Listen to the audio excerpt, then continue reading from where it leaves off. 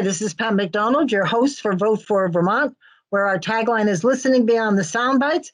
Ben Kinsley is joining me today as a co-host. Hello, Ben. Hello. Hello. It's always hard to know where people are these days, but Yeah, we'll keep your location a secret. And our special guest today is Matt Cota, who is the Executive Director of the Vermont Fuel Dealers Association. Matt's been on our show many times before. In the past, I was looking at how many times I've done questions. I was trying to make these tonight a whole lot different, which you'll see. All right, thank you, Pat. Yeah, no problem. Could you tell folks a little bit about yourself and then kind of skip into the association and what that's all about? Sure, and thank you, Ben. Thank you, Pat, for inviting me. My name is Matt Cota. I run a trade association called the Vermont Fuel Dealers Association. We're a nonprofit organization that represents companies in the business of selling energy and energy products, specifically heating oil, propane, kerosene, gasoline, diesel fuel, and all the heating equipment that comes with it. We also run a school for heating technicians. So anyone that's in your basement that's fixing your boiler or your furnace, they have to have a certification issued by the state of Vermont in their wallet.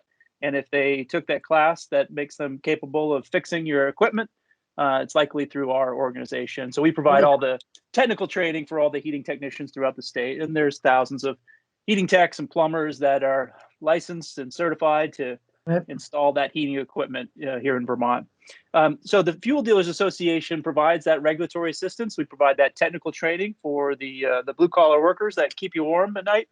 And we also know our resource for the legislature and for the public with regards to energy policy and how we fuel our cars and trucks and our tanks at home to keep us warm in the winter. That's great. Thank you. And what I love about you is that you were a reporter at one time or another, were you not? That's the part I like. But what are you so good on this show?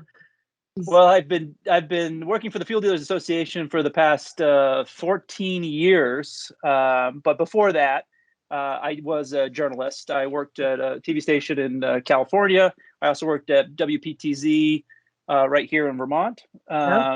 Before that, and of course, I went to school, grew up in southern Vermont in Bellows Falls, where I still have family and still go down and see them quite often. And fuel is in your blood, is it not, from dad and family members? It is. My grandfather Ken and my grandmother Helen started a fuel company in Bellows Falls, Vermont in 1941, and they had, in fact, had the first 24-hour gasoline station in Vermont. Of course, the 1940s. Bellows Falls was a happening place because that's where the mills were. That's where all the milk came in, where the creamery was, and where all the milk got on the trains and went off to Boston and New York. And so my grandfather and grandmother were hit at the place at the right time, and that company's still owned by a third generation by my older cousin Casey.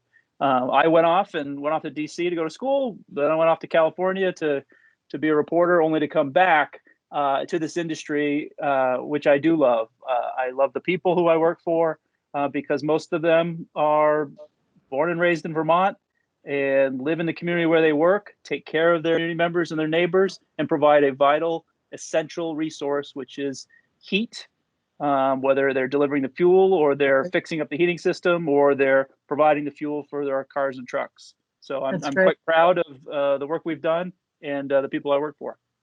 You've done a great job. We had an experience last winter, and we called up our guy, and we explained it to him. He hung up the phone and came to our house immediately. I mean, just because we had a little problem, which he explained to us when we were there. And it was a good thing he came because we may not have been there in the morning. So we love those guys.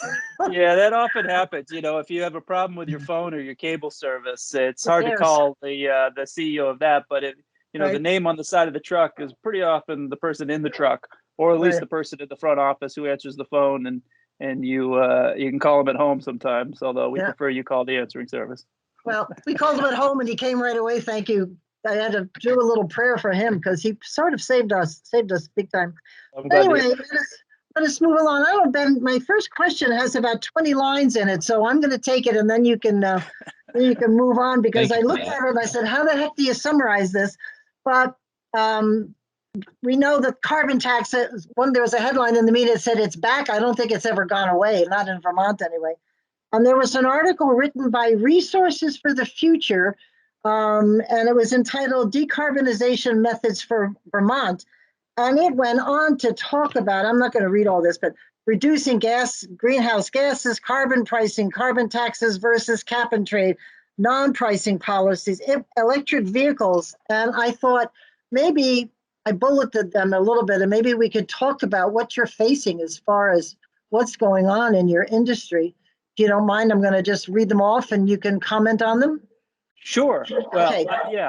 I think to put it in context, if I could, Pat, is to describe, what's happening with the energy industry and what has been happening. Since the 2011 Energy Act, which was propagated by Governor Shumlin and his staff, it has been a policy to virtually eliminate petroleum in the state of Vermont.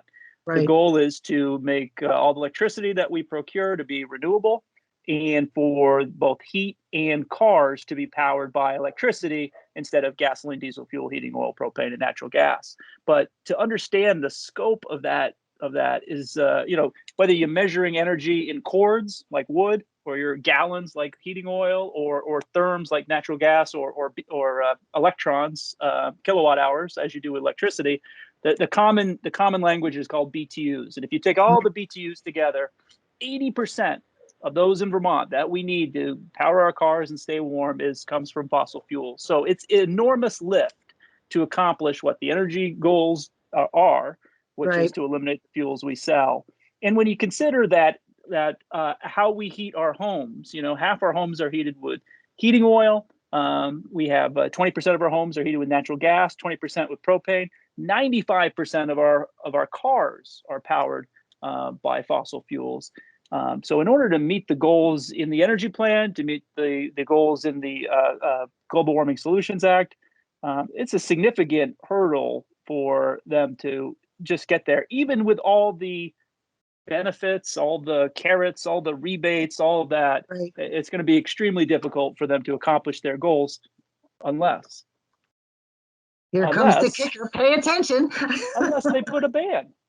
They could, as they are trying in other states, they could put an end date for the internal combustion engine, where you can no longer buy a new car or truck that runs on gasoline or diesel fuel. They could put an end date on when you can install a new oil or gas burner. And that's not crazy talk. I mean, they're talking about that in the city of Burlington. They've talked about that in other progressive cities across the United States. California has set a date for the end of the sales of the internal combustion engine. As Massachusetts is going through that process right now, they're looking at 2030, 2035, as you pull up to the car lot and it's EVs or nothing. So that's how it's plausible to reach the goals, that the very aggressive goals set out. Because listen, the average car out there on the road in Vermont is about 9 years old. The average heating system, you change your heating system every 20 years, not every 5. And they need to meet these goals. They need to meet in 2025, they have to meet the benchmark. And then in 2030, there's no way they're going to get there. So with all the discussion about carbon price, and I've been looking through all of these, there's so many associations and stuff that are focused on what you just talked about. Carbon pricing doesn't do anything other than take our money. It depends on what they do with it. And they don't talk about that. They just talk about taxing. And Pat and Ben, I think that's why the bans have gained in popularity. Listen, over the past 6 years, there have been 12 bills, never voted on, but introduced in the Vermont State House to assign a carbon price to heating oil and propane and gasoline and diesel fuel. None have been approved. But the true believers who want to eliminate petroleum understand that adding a dime or a quarter or even $1 to a gallon of fuel isn't going to dissuade people from using what works, what's efficient, and what is affordable and what works. Right. And perhaps the only way to get people to not buy a internal combustion engine vehicle, a gasoline or diesel powered truck, is to make them buy an electric one, or buy a used one if they can't find a new one that they like. So we went from a place where it was incentives to try electric heat, incentives to try electric car, to possible that was the carrot, then the stick, which is to make it more expensive to fuel your car or more expensive to heat your home. And now we're entering the realm of, well, in order to meet these very aggressive goals, we need to start talking about bans. And that's where we're at today.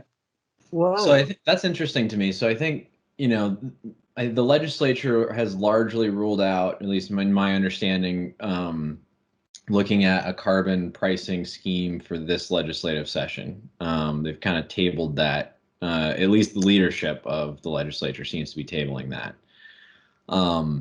But I think you're right. Looking around the country, looking at what other states are doing, it seems like most states have moved past the carbon tax scheme largely for that reason that you're talking about, because it's really hard, and Vermont has struggled with this.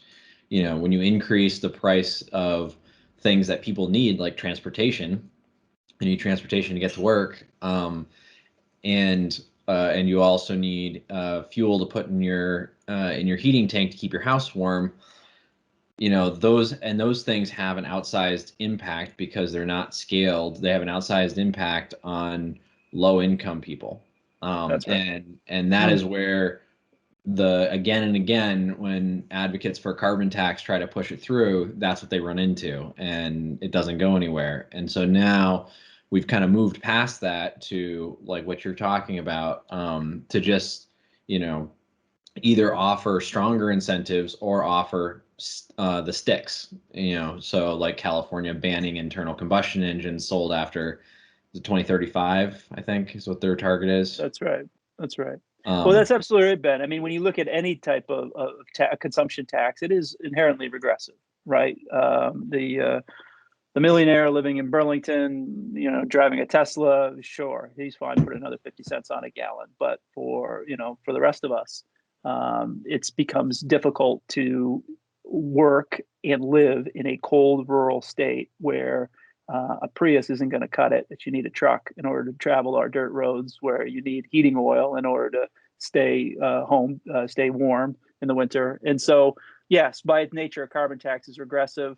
And there's an entire movement of environmental justice, social justice movement that recognizes that, and is, as you say, Ben, pulling away from the idea that, let's just artificially raise the price of fuel so people will be dissuaded or encouraged to use less of it. And I always say, whenever this comes up, we sell a product that no one really wants, but I mean, no one calls our office and says, "Hey, can we buy more of that? We like it so much, we want more of it." We sell a product that no one really wants, but everybody needs, and when you have that, you have a situation where people aren't normally wasteful, right? So this isn't a sin. This isn't alcohol or cigarettes where you can tax in order to get people to stop using it. This is a necessity of life in a cold weather state, in a rural state, where we have more miles of dirt roads than we have paved. Just saying, let them buy a Prius is a little bit elitist, and I think that's really what's driving the conversation towards bans. Because in order to convince someone not to buy what they want to buy, just ban it. I mean, that's the way they're going to do it. So from a philosophical perspective, I'm curious to get your take on this.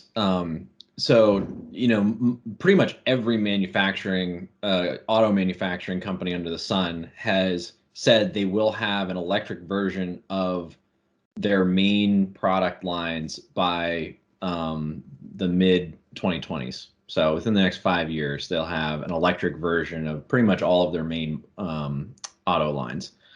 So, there's an electric F-150 in the works. There's obviously the Tesla Cybertruck. There's the Rivian truck. There's a whole bunch. GM just released the new electric Hummer.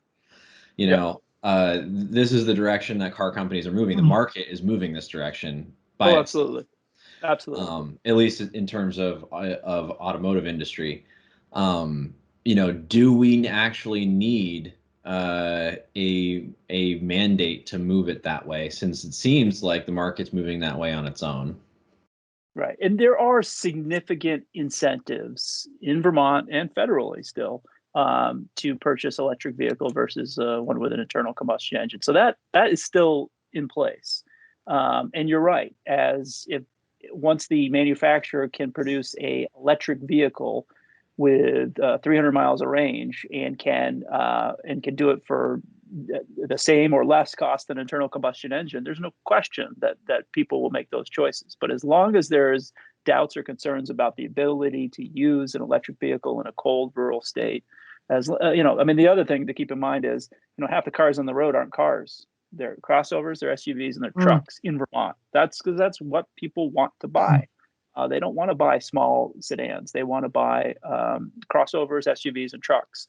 And so that market, while there are a couple of high-profile examples that you just ticked off, it really hasn't been mass-produced in the way that, say, the Volt or the Prius, the smaller sedans have been. So is it coming? Yes. Will it come in time for Vermont to meet its statutory mandates of reducing emissions? I have my doubts. I really do. What does that mean? So the Global Warming Solution Act, which was vetoed by Governor Scott, but enough legislatures overrode that veto, so it is now law, means a climate council meets, and they have had 3 meetings already, and they will wrap up their meetings in December of this year, and they will deliver an action plan to the Vermont Agency of Natural Resources that will have a choice to either enact that action plan or to ignore it.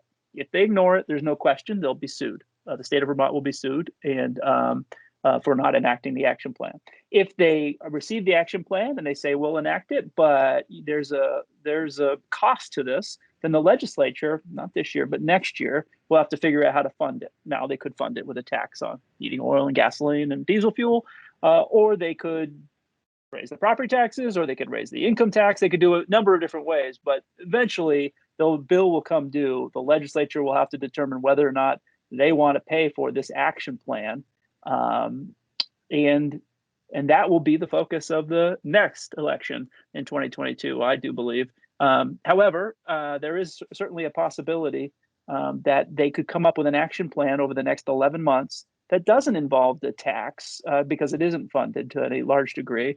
And what would that action plan be? Well, one is a ban. A ban doesn't cost anything. A ban is just simply you can no longer sell it, and if you sell it, it's illegal, and there'd be repercussions for that. The other is they could stop paying for fuel that they already do. You know, I've often told lawmakers who are saying, Matt, what are some ideas on how you can reduce fuel? I said, well, I could tell you, but I don't want to give them to you. And they'd say, why? I said, well, what the easiest way you could do, you could drop 10% of heating oil tomorrow. You could make the decision today. They say, how do we do that? I said, stop paying us to deliver it. Every year, fuel dealers get paid to deliver heating oil and propane to low-income Vermonters through the LIHEAP program, the Low-Income Home Energy Assistance Program.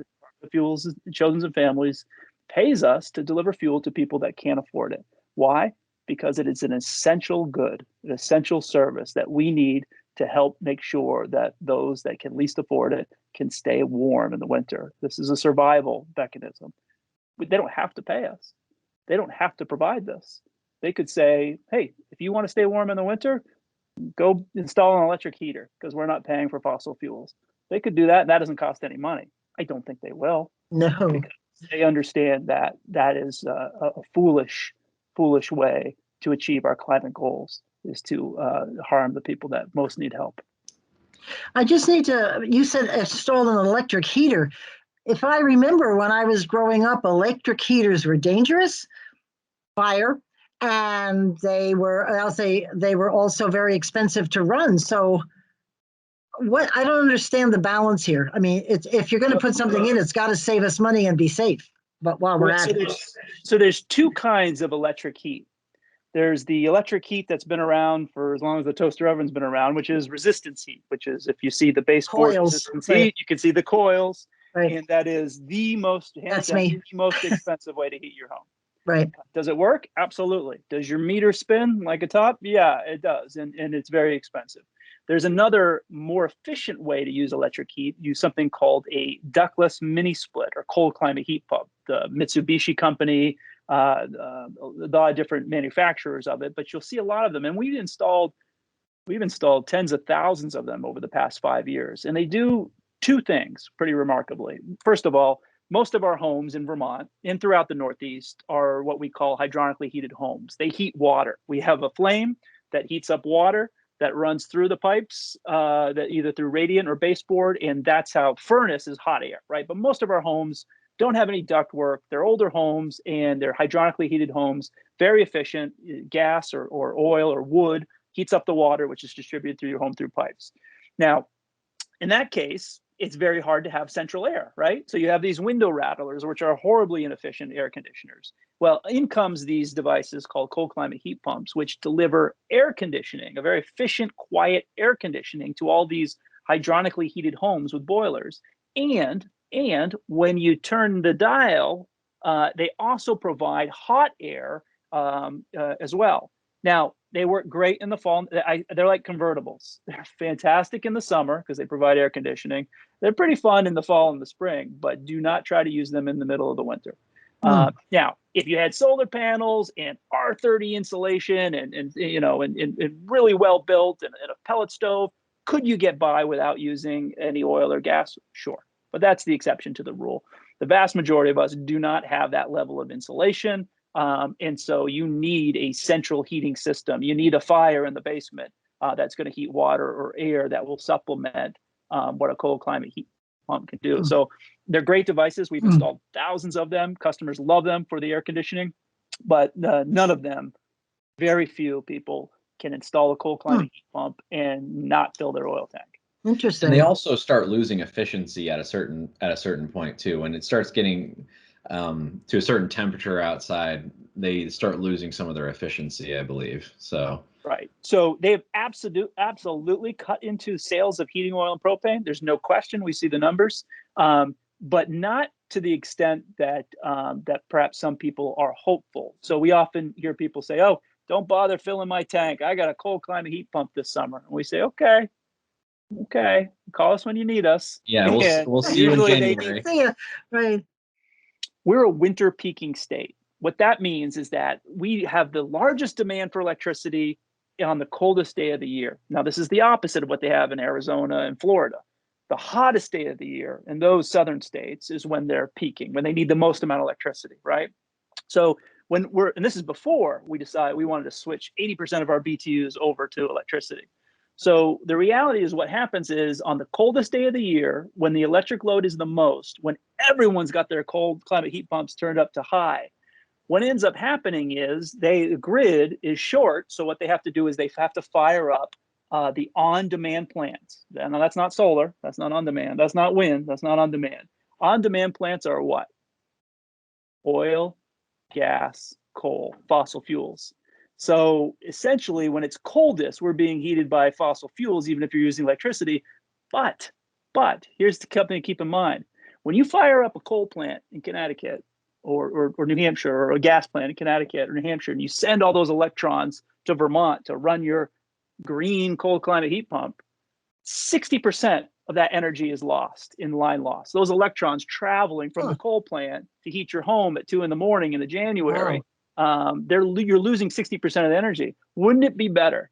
Wouldn't it be better to ensure that you had a safe, affordable, efficient, clean energy source at your home? I mean, we look at a tank of oil.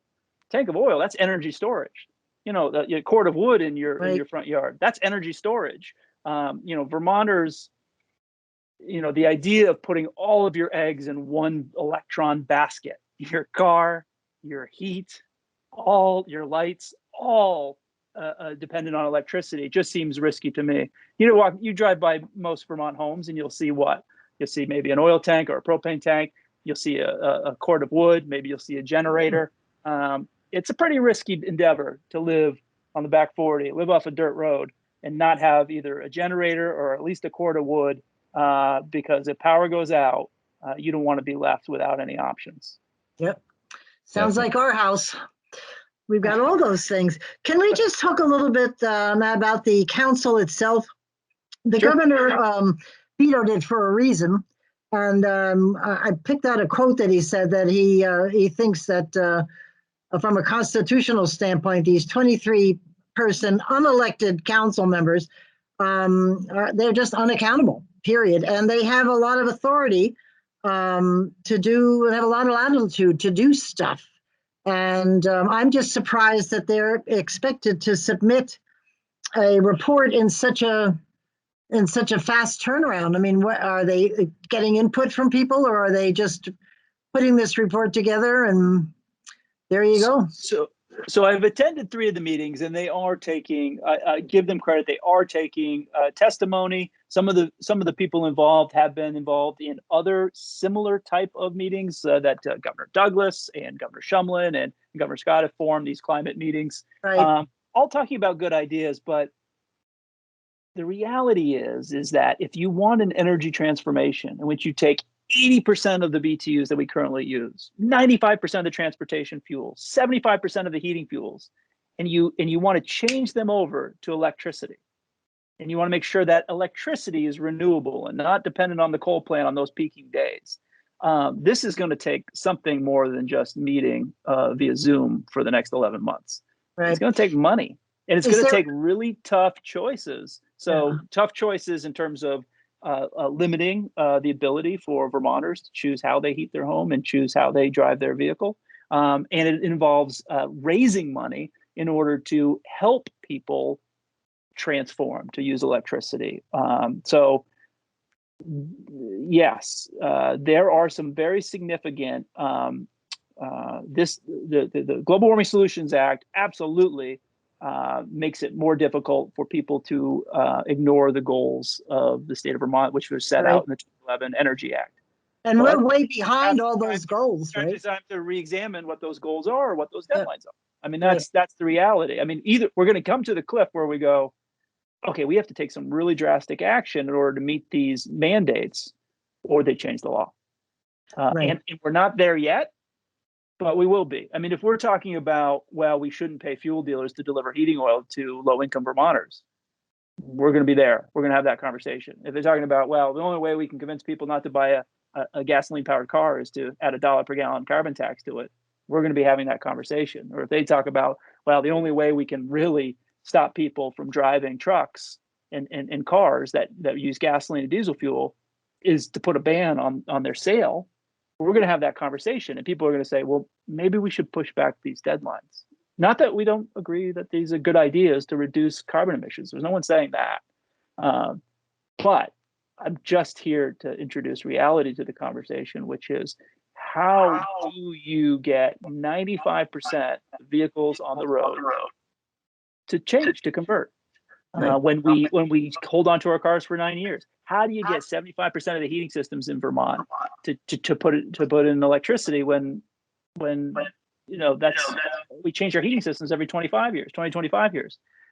Exactly. Yeah, and I don't know if people realize that was built into this bill. I think it was on this one, right? If we don't meet our goals, so we can be sued. There's no money. There's no money that they can get from it, but they can certainly hold us accountable, which is a good thing, or I think a good thing. Except that we're so far away from reaching our goals. I don't know, as you just said, how the heck are we going to do that? They have to do something.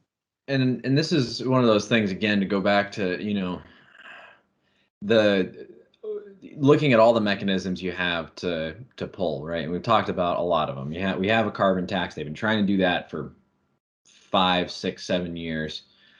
There's not the political will to do it. You have then you have outright bans on things like fossil fuel heating units or vehicles, internal combustion vehicles, and that that hasn't been openly debated in the legislature yet. And it may be a more politically appealing solution than a carbon tax that's going to hit low-income Vermonters. Because the benefit of that is, in theory, the purchase price of an internal combustion vehicle is going to be somewhat similar to the purchase price of a new electric vehicle sometime in the near future.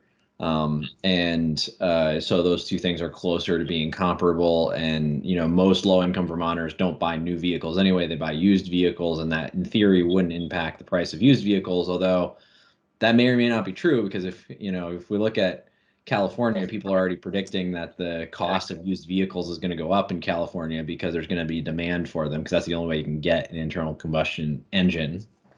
But we'll see if that happens or not. So yeah, I mean, you start looking at it, and it's like, what levers do you have left to pull that are, a politically appealing option? And that's really, the reason I think that the legislature went with something like the GWSA. And one of the concerns that I have about it is it really seems like the legislature is just punting. They don't want to make a decision. They want to pass the decision off on someone else that's not them. And so they form this board that they can just dump it on. Yeah, we suggested, we were thinking about when it was clear that it was going to pass. Perhaps maybe the best approach would be provide a series of amendments to, for instance, whatever the climate, like take things off the table. So if the Climate Council, prevent the Climate Council from enacting a ban on the distribution of fuel assistance if that fuel is a fossil fuel. Tell the Climate Council that they can look at everything, but they can't ban the sale of combustion engine vehicles, or they can't ban the installation of oil or gas burners for heat. All those things that were sort of considered. I think that the supporters of the Global Warming Solutions Act say we just want a complete analysis, and then if we disagree with it, then we can change it after the fact. But this next 11 months. This committee will draw up an action plan, and that action plan will either satisfy the environmentalists who want to reduce these carbon emissions, or it won't, or it's a wait and see thing. Well, they'll enact the plan, and in 2025, if we don't reduce emissions by 26% below the 1990 levels, then there'll be a lawsuit. But I mean, consider we sell 620 million gallons of liquid fossil fuels in Vermont every year, right? Half of that is gasoline. Yeah. But we also sell 100 million gallons of heating oil, 100 million gallons of propane, 100 million gallons of diesel fuel. So these sectors, or these, now none of us own oil wells, none of us own refineries. Most of us, as I said before, the name on the side of the truck is the guy in the truck, or the front office. So the reality is we are here to provide a service, which is fuel to get you to work and to get you around the state, and fuel to heat your home. And what we have of value is that relationship with a customer who recognizes that I need to call this person to fix this and repair that, and make sure that I have heat and hot water, and make sure that I have gas in my car. So as long as that need is there, we'll be here. And like the dairy farmer, we might be doing other things like selling wood, or installing cold climate heat pumps, or installing solar, or weatherization, all of that.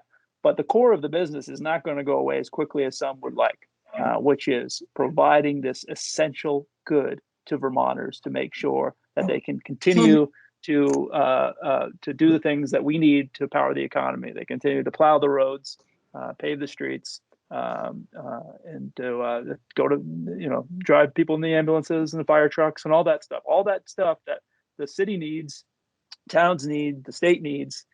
All that's fossil fuel. Hate to throw a monkey wrench into this conversation, but there's this thing called COVID. I don't think much is going to happen as fast as the legislature or the legislature would like. We're in big trouble with the economy, with people getting back to work. I don't think they're going to be in trouble. And you and I talked a little bit about, he stepped down from being chair of transportation, Representative Kurt McCormick, because I don't know why. I think he wants to be more of an activist for climate change, but he would like to see, I don't know if you saw this, Ben, he'd like to see the COVID lockdown permanent to fight climate change. I went, well, good luck, Kurt. Right. Well, even, this is important to keep in mind, okay? There are many of us, and I include myself in one of those. I came from sort of a hard scrabble, hardworking family of blue collar laborers, but I've done okay for myself. And I consider myself fortunate that I can work from my house or my office through my computer, talking to you like I am right now. And there are many Vermonters that are like that, but not all. And we are still out there providing an essential service in the middle of a pandemic, right? heat, hot water, fuel, in the middle of pandemic, providing these services to Vermonters under great duress. And yet, we keep hearing over and over again about plans to eliminate the fuel we sell and the jobs we provide and the taxes we provide. So it is frustrating when I talk to my constituents and tell them what's happening, and they're just baffled because they think they're helping the economy, keeping the economy running. They think they're helping their customers by keeping them safe and warm in their homes, particularly during COVID time. But that's not universally viewed by policymakers. What about replacing some of that fossil fuel with alternative fuels? You've seen that there's a push probably about 15, 20 years ago to move towards ethanol, right? A lot of as a replacement for gasoline, or at least a supplement for gasoline. And the theory behind that is that biofuels and a lot of trucking companies use biodiesel, and the thought behind that is that it's pretty much net zero. The amount of carbon that you're releasing into the atmosphere is roughly equal to the carbon you're capturing out of the atmosphere when you grow the plants that produce the biofuels. And I know that you guys sell. There's a specific, is it bioheat, or what is bioheat is biodiesel blended heating oil, yeah. which 10 years ago, only a few outliers were selling. Now it's become a mandate in New York City. That's how the city itself is meeting its climate goals. There's a lot of oil heat being used in New York City by city government in those big city buildings, and they're all using a B20 to B50 blend. California has a low carbon fuel standard. They're largely meeting their goals thanks to a lot of things, but in large part due to the sale of biodiesel for transportation. Could something happen similar here? Yeah, absolutely. Massachusetts has passed a mandate. Rhode Island has passed a mandate requiring oil heat sellers to have a renewable fuel content in their fuel. Just one clarification, which often gets confused. Ethanol goes with gasoline, biodiesel with diesel fuel. The two are really different. Biodiesel you can get from waste oil. There's a company in Plainfield run by Jim Malloy. He collects waste oil from McDonald's, Burger King, Chinese food restaurants, and converts it into diesel fuel that you can put in your car, truck, or you can use it to heat your home. There's also most of the biodiesel in the United States comes from soy crops that are from Missouri and Iowa and Nebraska. And there it's great because they take the soybean, and they used to throw away the oil because it wasn't a valuable commodity. Now they take the soybean, they use the oil for biodiesel, and they take the hide and they use it for fiber for pigs and cows and in the agricultural industry. So you're getting two crops off of one bean. Ethanol is different. Ethanol comes from corn, and the energy ratio is not as positive as it is for biodiesel. It takes a lot of energy to create that energy, whereas biodiesel, you're creating two commodities, and it takes far less energy to create a gallon of biodiesel than is a gallon of ethanol. Ethanol also has problems with some older engines. So what you see is limits on how much ethanol can go into the gasoline supply, just 10%, whereas biodiesel, the only thing stopping it is really cold weather. Biodiesel in really cold weather can cloud up or gel up. That makes the fuel firing a challenge. But largely that has been overcome with additives. In fact, Minnesota, cold weather Minnesota, just as cold as Vermont, maybe even colder, has a biodiesel mandate for its transportation. So there are many different ways that we can continue to sell liquid fuel and yet meet our carbon reduction goals. And the heating oil industry has largely embraced the idea that we actually can get to net zero by increasingly adding biodiesel to our heating oil supply. So that is happening. Matt, could you talk a little bit about TCI? That always comes up in conversations. And I read an article in Barron's about TCI looking at 5 to 18 cents at the gas pump and whether that would require legislative approval or not. Could you talk a little bit about that? Sure. So we had talked briefly about how there's been 12 or so carbon tax initiatives in Vermont over the past 6 years, and none of them even had a vote. And Ben alluded to it earlier. This is a regressive tax, and people recognize that. Right. A transportation climate initiative, or TCI, is something quite different. It's a regional effort, and it's taxed further upstream. So a carbon tax would be, okay, it's 25 cents a gallon. There's your fee, and you pay it as you fill your car. A regional transportation climate initiative, which would be assessed at the wholesale level, is first of all, it would be spread out amongst other states, so there wouldn't be the problem where people are filling up in Claremont and not in Springfield, or Walpole instead of Bellows Falls, or whatever. You don't have the cross-border issues, because if everyone was adopted it. And so the idea is that the whole region raised their price of gasoline, if there was a taxing mechanism, and that money could be used to pay for electric vehicle incentives, then it would be less regressive than a straight carbon tax, and you wouldn't have these border issues. Okay, here's the problem with the Transportation Climate Initiative. And whether it's 5 cents or 18 cents, I've heard 63 cents, who knows what it is, because there isn't a number. It's based on an allowance program of sales of these credits. But the reality is where does our gasoline come from in Vermont? It comes from two places, largely. It comes from Albany, and it comes from Quebec. There's a refinery in Quebec, and it comes through the Port of Albany, through pipelines through to Oklahoma and Texas and that place. It doesn't come overseas, as some environmentalists have falsely accused. It's coming from Quebec, and it's coming from Albany. Although technically there's the St. Lawrence Seaway, so let's not talk about that. The country of Canada, or the province of Quebec, and the state of New York is not doing TCI. So how, in effect, would Vermont participate in TCI when our fuel is coming from our wholesale supply? We don't have a large rack, like they have at the Port of Albany. We don't have a refinery like they have in Quebec. We have small bulk storage facilities, and we have trucks, and we drive across the border, and we bring it across in 9,000-gallon tanker trucks. We bring it from Quebec in rail cars that store 20,000 gallons of fuel each, and that's how we get our fuel. So it in Massachusetts, where everyone just pulls into Springfield, Mass, or they pull into Boston and fill up at the rack, and there's an easy, simple way that they can assess that tax on the wholesale supplier, or in Connecticut, where they do it in New Haven, sure. But I don't know how you could possibly implement it in Vermont, given the complexities of the cross-border, cross-border travel of our fuel, not just in Albany, but in Quebec.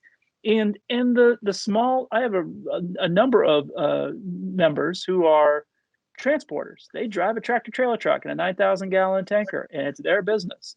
And all of a sudden, they're going to have to purchase allowances to allow them to do that in a market filled with some of the largest refiners and wholesale providers of oil and gasoline in the country. I like my local fuel driver, but to say that he's going to now have to compete in a wholesale auction market with the likes of the financial industry, it just is absurd on its face. Isn't TCI supposed to be coming out with a multi-regional plan soon, or and do they have the authority to implement anything, or is it just for review and agreement?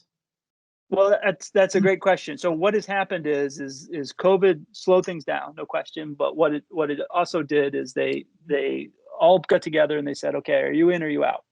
And there are 3 states in the District of Columbia that says, oh, we're in.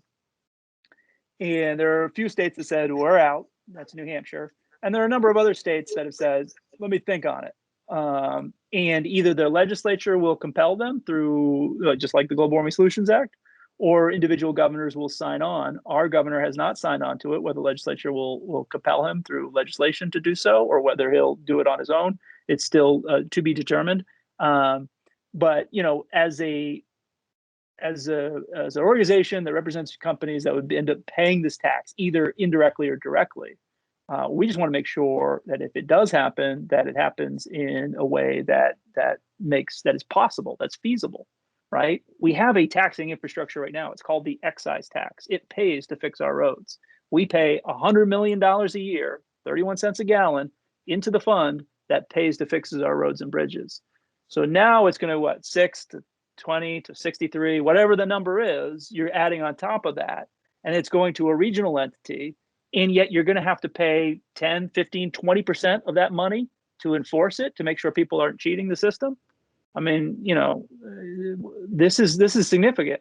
We have an existing taxing authority that works. The Department of Motor Vehicles collects the 31 cents a gallon on every gallon of gasoline we sell, and it goes right into the T fund, and it pays to fix those potholes. Now we're creating this fund in which there's a Georgetown Climate Center collects the money, or the TCI Incorporated collects the money and then distributes it among the states, and then that gets dispersed in different ways. And that doesn't fix the roads. It doesn't fix the bridges. It doesn't fill one pothole. It may pay for bus service. It may pay for incentives for electric cars. But the reality is that there are a lot of towns, I'm sure you've heard from them, Pat, that say, we need more money from Montpelier to fix our crumbling roads. Right. All of our town roads. Yeah, it's great that you have the money to fix the state roads, but we have town roads that need help. And Montpelier said, well, we're selling 15, 20% less gasoline. There's less money. We haven't raised the gas tax. Well, if you raise all this money through TCI, well, you diminish your taxing authority. I mean, there's a limit on how much people can pay. And to send all this money with a 20% admin cost down to DC to be distributed the best way they know how, I could see a lot of people who are anti-tax saying, why don't we just keep the money here and not pay any admin fee? So I think that debate will happen in the legislature this year as people struggle with how to pay all of our bills. I mean, listen, whether it's rooms and meals, we're not going to many restaurants and hotels anymore. Our tourism industry has suffered. We're driving less, so our transportation fund is suffering. Education costs, they haven't gone down. Nope. So the reality is that all the funds that we need to fund government are going in a direction that we don't want them to go. And the easy solution is just simply to use the existing source of revenue, the existing tax or fee, and just raise it. You're selling less of a product, you raise the price. I mean, that's what's happening. That's what's happening for state government. They're deciding, how are we going to fix our roads? How are we going to pay for our schools? Are you going to pay for the schools without raising property taxes, or the rooms and meals tax? How are you going to pay to fix the roads without raising the gas tax and diesel tax? I don't know. These are some tough choices.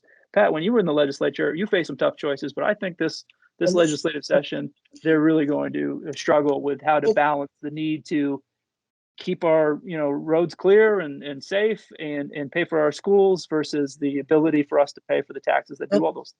It's going to be a very bad year because everything relating to COVID's just going to hit. Last year, they sort of lucked out a little bit with some extra money that they had, but this is going to be a killer. Is this 23-person member committee, are they relying on you or people like you for expertise? Because I was looking down the list of members. I don't exactly see anybody who can bring to the fore the information that you've been bringing forth this last hour. Well, Pat, I appreciate that. Full disclosure, I did apply twice for the job. It's at the sole discretion of the former Speaker of the House, former Representative Mitzi Johnson, and she politely declined my application to join the Climate Council. There's nobody on there. I would suggest people take a look at the bios of the people that are on. It's mostly state. There's a lot of state government appointed people on there, but there's nobody with any expertise, period.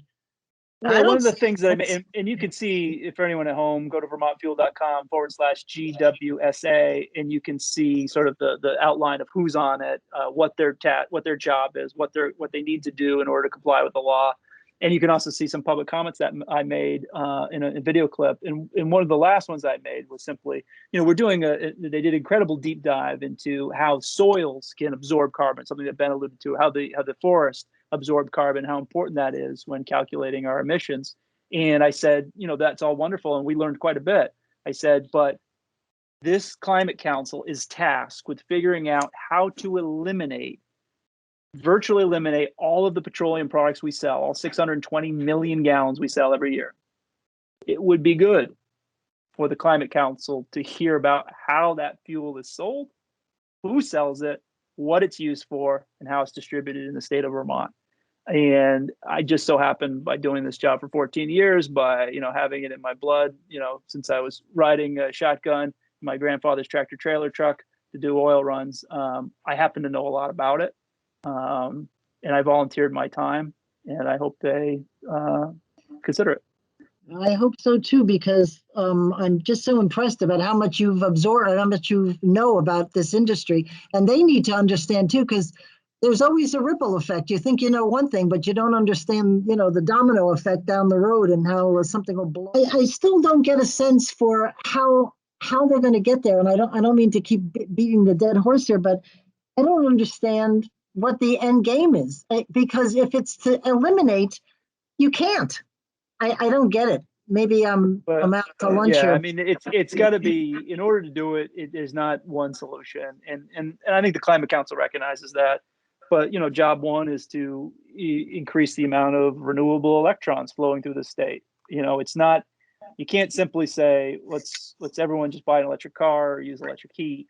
You have to then accommodate for that increase in demand, and electric utilities will do that. They're more than happy to sell more electrons. And but you also, if you have the understanding that you have to procure those electrons, those added electrons to replace all those oil heat and gasoline powered cars, like oil heated homes, that it's got to be renewable, and the renewable comes at a cost. So the cheapest electricity is some from our old hydro plants and from Hydro-Quebec right now. The more expensive electricity is from solar and wind. Now, is that price going down? Absolutely. But you're going to need a whole lot more of it. And you don't get away from the fundamental problem that electricity has when dealing with a cold weather state like us, which is we're a winter peaking state. And on the time when the demand is peaking is when the sun isn't shining and the wind may not be blowing, and the water may not be flowing.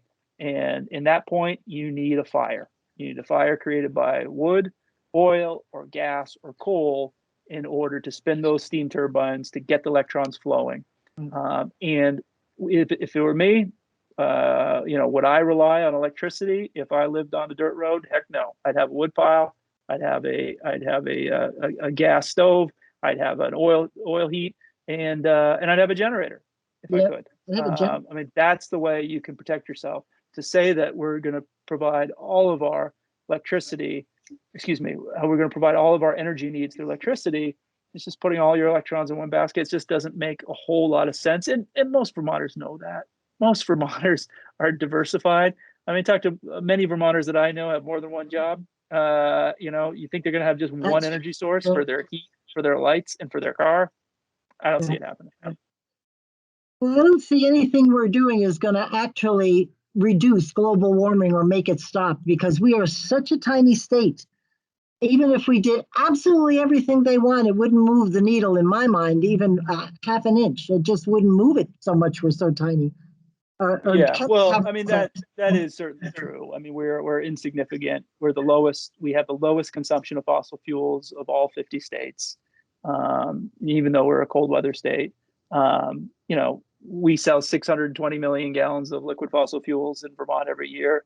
Over there in New York, they're selling, we're selling 100 million. They sell 1 billion gallons of heating oil in a year. I mean, it just multiplied by 10, and that's just New York. Multiplied by 1.5, and that's New Hampshire. So just our neighbors, we're just dwarfed by our neighbors. And yeah, that's the reality, which is, I understand, the need to reduce carbon emissions. I absolutely understand that there is climate change is real, but what we're doing right now, number one, won't achieve the goal. Number two, could harm people if they think they can trade in their oil furnace and not get it repaired and not get their tank filled and just rely on electric heat.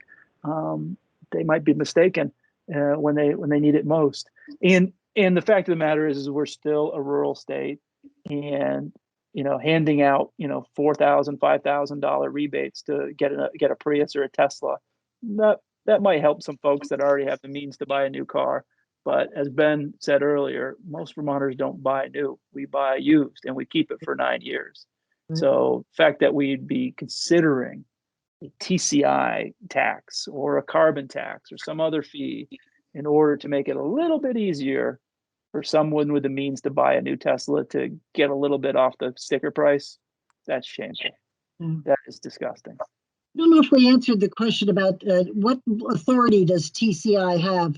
Can they actually impose some kind of a cents on the gallon, or does it have to go through legislature? Because it's a regional, not just Vermont. Yeah, it was really created through by some of the people that were behind the Regional Greenhouse Gas Initiative, which was the idea that as a region, we need to clean up our electric grid, get rid of the coal and natural gas fire plants, and encourage the development of renewable electric producers.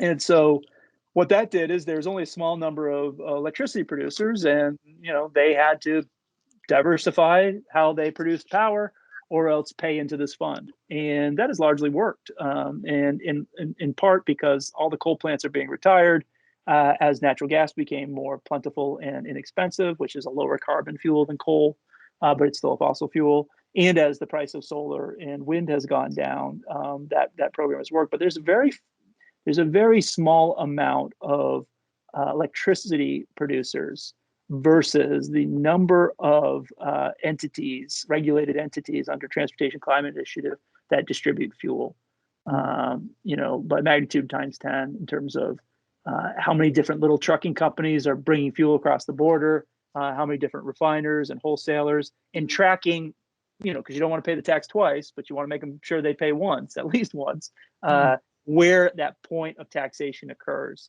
And so while it was sort of neat and clean to do it in the electron world through the Regional Greenhouse Gas Initiative, it doesn't translate really to the Transportation Climate Initiative. Number one, we got this issue where we're not regulated. I mean, that's the thing. Electric utilities and electric producers are regulated by public utility commissions, Department of Public Service. Gasoline, if I wanted to sell gasoline from my pump in Bellows Falls and I wanted to drive all the way to the Valero refinery in San Antonio to get it, I could do it.